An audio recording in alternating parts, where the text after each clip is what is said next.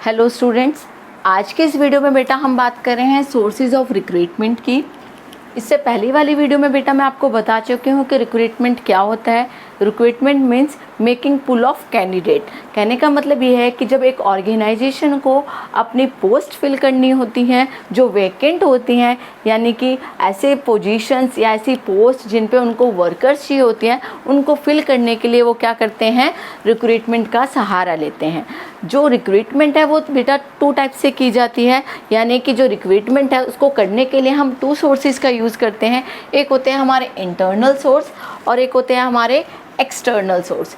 Internal source के बारे में जानते हैं। देखिए बेटा, वर्ड है इंटरनल। इंटरनल मीन्स आंतरिक, यानी कि अंदर की बात कर रहा है वो।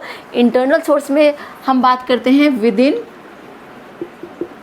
ऑर्गेनाइजेशन की, यानी कि इंटरनल सोर्सेज में हम क्या करते हैं, जो सिलेक्शन करते हैं पर्सन्स का या कैंडिडेट का, वो किसके अंदर से करते हैं, ऑर्गेनाइजेशन के ही अंदर से करते हैं। जो थिंकिंग है इंटरनल सोर्स में से रिक्रूटमेंट करने की, वो ये है कि ऑर्गेनाइजेशन को ऐसा लगता है कि जो एम्प्लॉयज़ ऑलरेडी काम कर रहे हैं ऑर्गेनाइजेशन से साथ मिलके, उनके को हैंडल करना या उनके साथ काम करना आसान होता है as compare to new employees, क्योंकि उन्हें सारी वर्किंग कंडीशन पता होती है ऑर्गेनाइजेशन की कि ऑर्गेनाइजेशन की क्या क्या पॉलिसीज़ हैं, क्या ऑब्जेक्टिव है। इसीलिए वो क्या करते हैं, इंटरनल सोर्सेज में से ही क्या कर सिलेक्शन कर लेते हैं कैंडिडेट्स का। और इसके साथ साथ जो ऑर्गेनाइजेशन को है उसमें उनका खर्चा भी बच जाता है। जैसे जो भी सिलेक्शन प्रोसेस में उनका कॉस्ट आता है इंटरव्यू करने में, ये सब उन चीज़ों में भी क्या हो जाता है, उनको बेनिफिट हो जाता है कि उनको ये सब चीज़ें रखने की ज़रूरत नहीं पड़ती। टाइम सेविंग भी है इंटरनल सोर्स आपका, और साथ साथ कॉस्ट सेविंग भी है।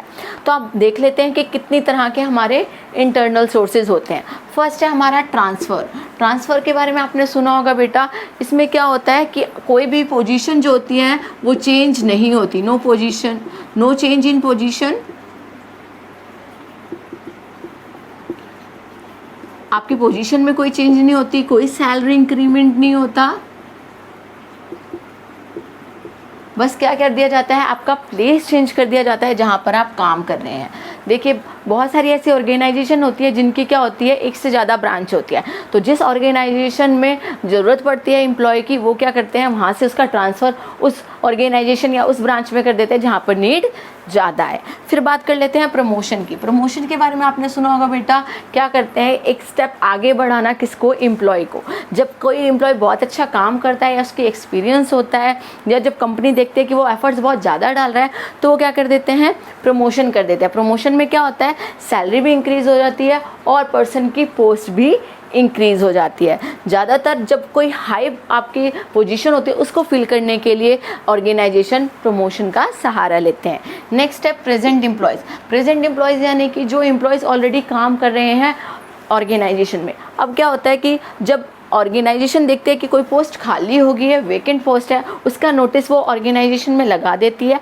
और जो प्रेजेंट एम्प्लॉयज़ होते हैं वो अपने फ्रेंड्स को या अपने रिलेटिव्स को क्या करते हैं, रिकमेंड कर देते हैं कि हाँ ये इस पोस्ट के लिए एप्लीकेबल है। ठीक है, अब उनको पता है कि क्या पोजीशन है, जो कंपनी है उसकी क्या वर्किंग पॉलिसी है। तो इस करके क्या होता है, वो फ्रेंड्स रिलेटिव जो वो रिकमेंड करते हैं, उन्हें भी बहुत अच्छे से पता होता है कि काम कैसे करना है ऑर्गेनाइजेशन में। वो भी उसके एनवायरनमेंट से फ्रेंकली होते हैं।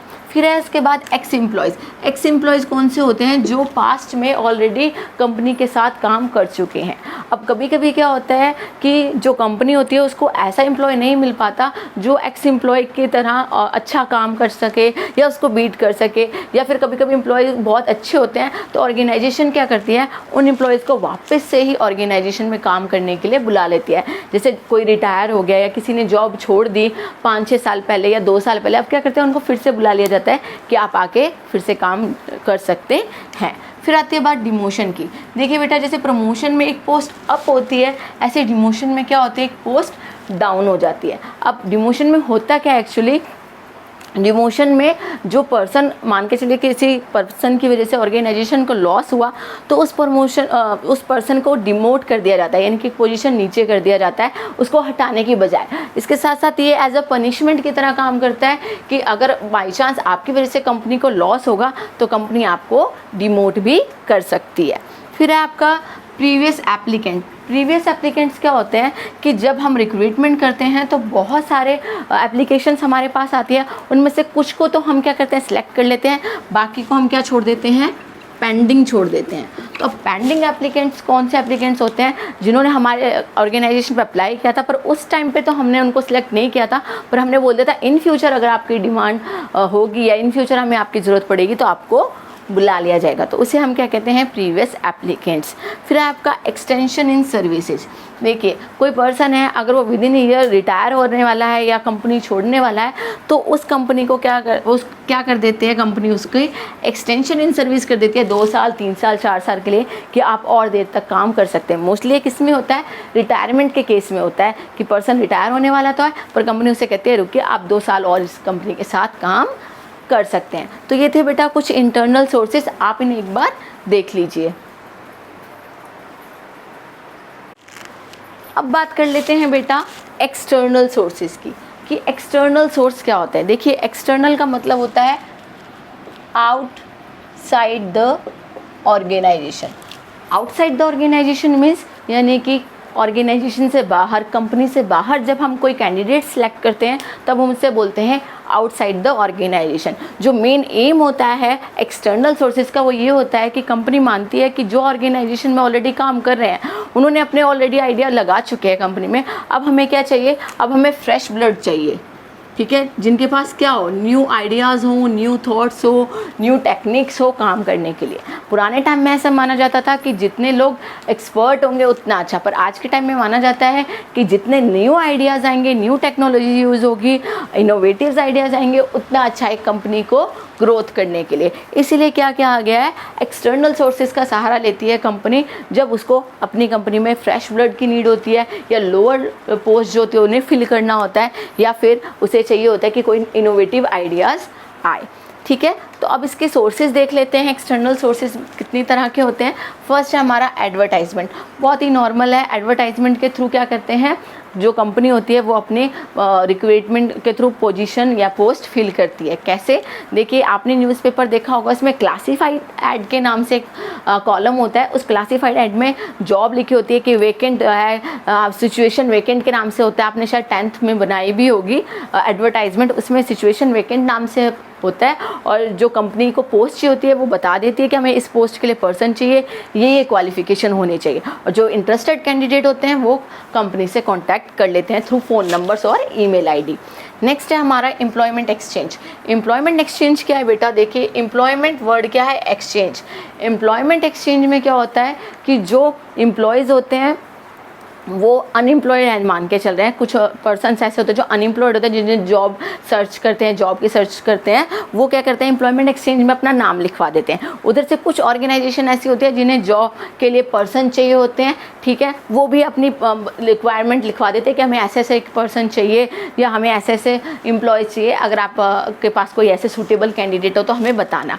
अब वो एम्प्लॉयमेंट एक्सचेंज क्या करता है, उस एप्लीकेंट की भी सारी डिटेल रख लेता है, उस ऑर्गेनाइजेशन की भी सारी डिटेल रख लेता है, और जब दोनों की मैच होती है तो वो उस कैंडिडेट को रिकमेंड कर देता है उस ऑर्गेनाइजेशन के लिए। वैसे जो आपका एम्प्लॉयमेंट एक्सचेंज है वो गवर्नमेंट एम्प्लॉयमेंट एक्सचेंज भी होता है।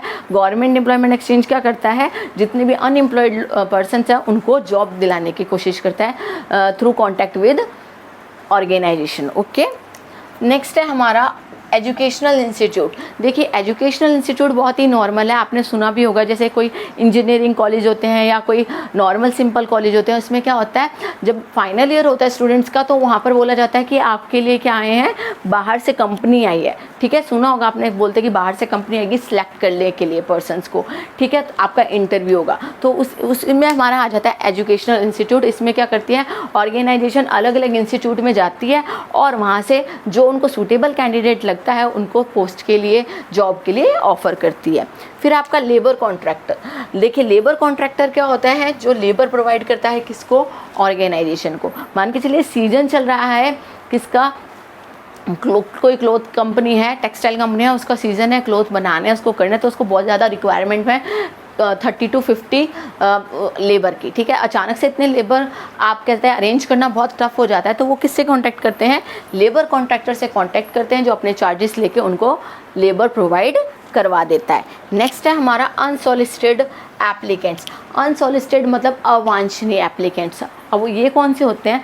देखिए बहुत सारे ऐसे लोग होते हैं जिन्हें जॉब चाहिए होती है, वो किसी ना किसी बहाने से जॉब के लिए ट्राई करते रहते हैं, कभी फ़ोन कॉल के थ्रू, कभी जाते हैं किसी के वॉक इन इंटरव्यू होता है तो उसमें वहाँ पे चले जाते हैं, कभी वैसे ही किसी ऑर्गेनाइजेशन में अपना CV दे आते हैं कि हाँ कोई जॉब हो तो हमें बता दीजिए। तो अगर कोई सूटेबल कैंडिडेट लगता है ऑर्गेनाइजेशन को तो वो उसको सिलेक्ट कर लेती है। नेक्स्ट है हमारा कैजुअल कॉलर्स। कैजुअल कॉलर्स क्या होते हैं? जो कंपनीज़ में फ़ोन करते रहते हैं और पूछते रहते हैं कोई जॉब है तो बता दीजिए, कोई जॉब है तो बता दीजिए, और अगर उनकी क्वालिफ़िकेशन मैच हो जाती है कंपनी की रिक्वायरमेंट से तो उन्हें जॉब मिल जाती है। फिर आता है प्रोफेशनल ऑर्गेनाइजेशन। देखिए प्रोफेशनल ऑर्गेनाइजेशन क्या का मतलब क्या है? ऐसी ऑर्गेनाइजेशन जिनका काम ही क्या है, ऑर्गेनाइजेशन जो कंपनी है अगर उसको किसी एम्प्लॉय की नीड है वो प्रोवाइड करवाना। ठीक है, प्रोफेशनल ऑर्गेनाइजेशन रिकमेंड करती है उन पर्सनस को जिसकी रिक्वायरमेंट मैच करती है कंपनी की रिक्वायरमेंट से। मतलब अगर किसी पर्सन की इतनी ऐसी स्किल होती है जो कंपनी की रिक्वायरमेंट से मैच करती है तो वो उस पर्सन को रिकमेंड कर देते हैं। ठीक है, फिर आता है आपका कंसल्टेंसी फर्म। कंसल्टेंसी फर्म्स वो फर्म्स होती हैं जो ऑर्गेनाइजेशंस की हेल्प करती है कैंडिडेट को सिलेक्ट करने में। मीन्स जो कंसल्टेंसी फर्म होती है वो फर्म को कंपनीज़ को बताते हैं कि कंपनी बता देती है अपनी रिक्वायरमेंट कि हमें ऐसा पर्सन चाहिए जो इस पोस्ट के लायक हो। तो कंपनी को अगर कोई ऐसा पर्सन लगता है कि हाँ वो इस पोस्ट के लायक था, वो तो क्या करती है वो उस पर्सन को रिकमेंड कर देती है। सेम इसकी तरह ही होती है प्रोफेशनल ऑर्गेनाइजेशन की तरह। वो जैसे ये रिकमेंड करती है ऐसे ही कंसल्टेंसी फर्म भी ऑर्गेनाइजेशन को रिकमेंड कर देती है। फ़र्क इतना है कि इसका काम यही है कि रिकमेंड करना, और कंसल्टेंसी में क्या है, जब आपने मुझसे पूछा कंसल्ट किया कि मुझे ऐसे ऐसे चाहिए तो मैंने आपको बता दिया। ठीक है, फिर आता है आपका गेट रिक्रूटमेंट। गेट रिक्रूटमेंट का मतलब क्या होता है बेटा?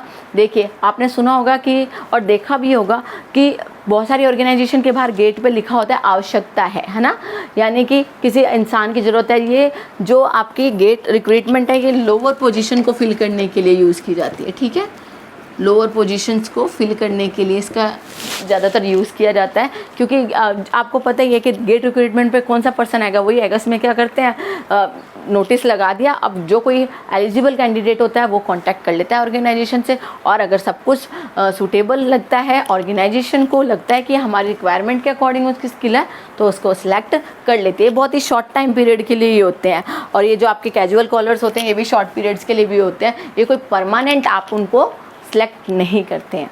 आई होप कि बेटा आपको समझ में आया हो कि सोर्सेज ऑफ रिक्रूटमेंट क्या होते हैं।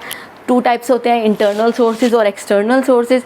इंटरनल सोर्सेज के ये टाइप्स हैं, एक्सटर्नल सोर्सेज की ये टाइप है। आई होप कि आपको इसको अच्छे से समझ में आ गया हो और आप इससे अपने अच्छे से नोट्स बना पाएँ। Thank you students.